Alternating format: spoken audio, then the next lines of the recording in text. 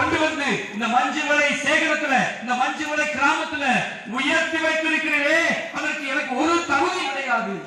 இந்த அளவுக்கு நான் வந்து சேர்ந்திருக்கிறேன்.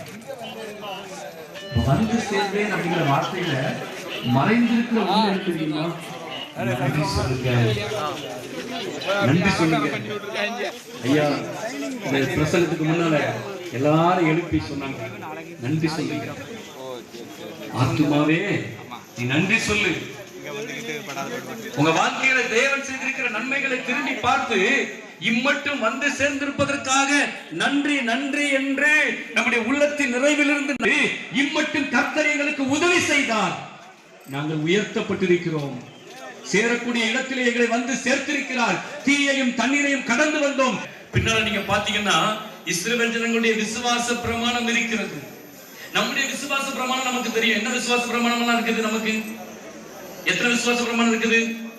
ஒன்னு அப்போஸ்தல விசுவாச பிரமாணம், இன்னொன்னு நிசியா விசுவாச பிரமாணம், இன்னொன்னு மூணாவது அதனாசிஸ் விசுவாச பிரமாணம். அது பெரும்பாலும் ஈஸ்டர் பண்டிகையில சொல்லுவோம். ஆனா அது பெரும்பாலும் வாசிப்பது கிடையாது. ரொம்ப பெரிய நீளமான விசுவாச பிரமாணம். நம்முடைய விசுவாச பிரமாணம் பாருங்க, ரொம்ப டாப்பா இருக்கும். ஆரம்பமே அழிவை நோக்கி சென்று கொண்டிருந்தது. வாசிங்க பாருங்க, அழிவுக்கு நேரான சிரியா தேசத்தனாய் இருந்தான், ஆனாலும் கர்த்தருக்கு அவர்கள் நன்றி சொன்னார்கள். அடுத்தது அவன் கொஞ்ச ஜன வார்த்தை வந்த உடனே ஒரு நினைப்போட ஒரு வார்த்தை வாசிங்க. எகிப்தியர்களை ஒடுக்கினார்கள். கொஞ்சம் வரணும்னு ஆசைப்பட்டீங்களா? ஆனா எகிப்தியர்களை ஒடுக்கினார்கள், எங்களை சிறுமைப்படுத்தினார்கள், எங்களுக்கு கடினமான வேலையை சுமத்தினார்கள்.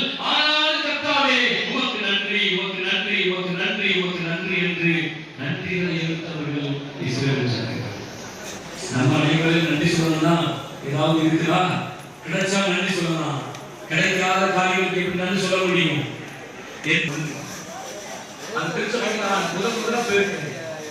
போன உடனே மக்கள் எல்லாம் எழுப்பி எல்லாரையும் பொழுது இரண்டு கரைகளை தட்டி 1000 பாடங்களை ஆவியில் மகிழ்ந்தே பாடுங்களே என்று பாடப்போதும் சொல்லி எல்லாம் வச்சிருக்கிறேன்.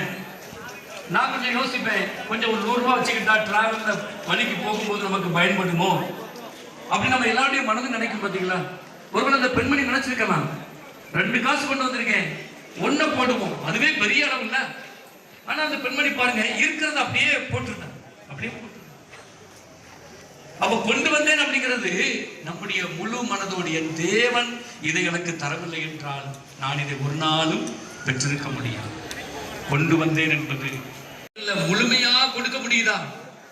இன்னும் நம்ம வஞ்சித்து வைத்து கொடுக்கணுமா? இன்னும் ஏதாவது முழுமையா கொடுக்க முடிகிறதா? எல்லாம் அவருடையதுதான். முதல் பலன்களை கொண்டு கொடுப்பது என்னுடைய வாழ்க்கையின் முதலும் கீழ்ப்படிய முடியலப்பா. உங்களுடைய வார்த்தைகளை அநேக வரையில உங்களுடைய வார்த்தைகளுக்கு கீழ்ப்படிய முடியாம நாங்க வாழ்ந்துட்டு இருக்கிறோம். ஆண்டவரே, இன்று ஒரு உடன்படிக்கை செய்கிறோம். இந்த 39வது பண்டிகையில இந்த பந்தலுக்குள்ள வந்து ஒரு உடன்படிக்கை, நாங்கள் உம்முடைய ஜனம், எங்கள் கண்கள் எங்களின் அர்ப்பணிப்பைத்தான் எதிர்பார்க்கிறது, எங்கள் உடைமைகளை அல்ல, எங்கள் உள்ளத்தை எதிர்பார்க்கிற ஆண்டவர். ஏசாவின் யாக்கோபு கொடுத்த பொருட்களை அல்ல, யாக்கோபை எதிர்பார்த்த ஏசாவை போல எங்களை எதிர்பார்க்கிறேன். நாங்கள் உம்மிடத்திலே வர வேண்டும் எதிர்பார்க்கிறேன். எங்களை தருகிறோம், அர்ப்பணிக்கிறோம். அர்ப்பணிக்கும் பொழுது கர்த்தர் இந்த பந்தலிருந்து உங்களுக்கு ஒரு வாக்கு கொடுக்க விரும்புகிறார். என் மகனே, நீ விரும்புகிறது என்ன, அது உனக்கு கொடுக்கப்படும் என்று சொல்லுகிறார். நம்முடைய வாழ்க்கையில நிறைவான நன்மைகளை தருகிற தேவன், உயர்ந்திருக்கப்படுகிற ஆண்டவர், சிறந்திருக்க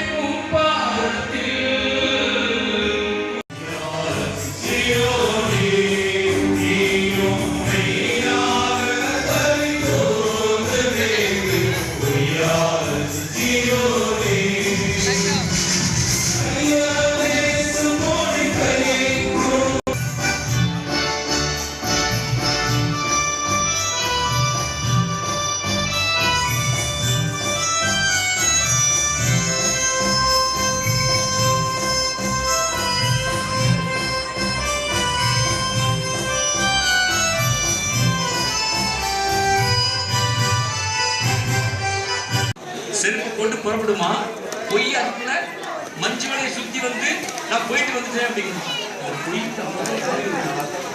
பொய்க்கு அவ்வளவு வேலை இருக்கு. அதனால இயேசு கிறிஸ்து உயிரோடு எழுந்திருக்கவில்லை.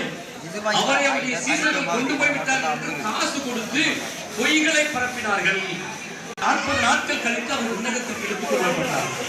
15ஆம் தேதி விண்ணுக்கு எழுந்து சென்றார். 40 நாள் கழித்து விண்ணுக்கு எழுந்த பிற்பாடு அவர் சொன்னது, நீங்கள் எருசலேமிலே காத்திருங்கள், உன்னதத்தில் இருக்கிற பலன் ஆற்றல் உங்களுக்கு வர வேண்டும் என்றால் எருசலேமிலே காத்திருங்கள் கொண்டாடப்பட்டது. ஒருவேளை இந்த வாரங்களின் பண்டிகை பரிசுத்த ஆவியானவர் நம்முடைய இந்த பண்டிகைகளை இதை நினைவில் வைத்துக் கொண்டு உபாகமத்தின் புஸ்தகம் 26ஆம் அதிகாரத்தில் இந்த 3 பண்டிகைக்கு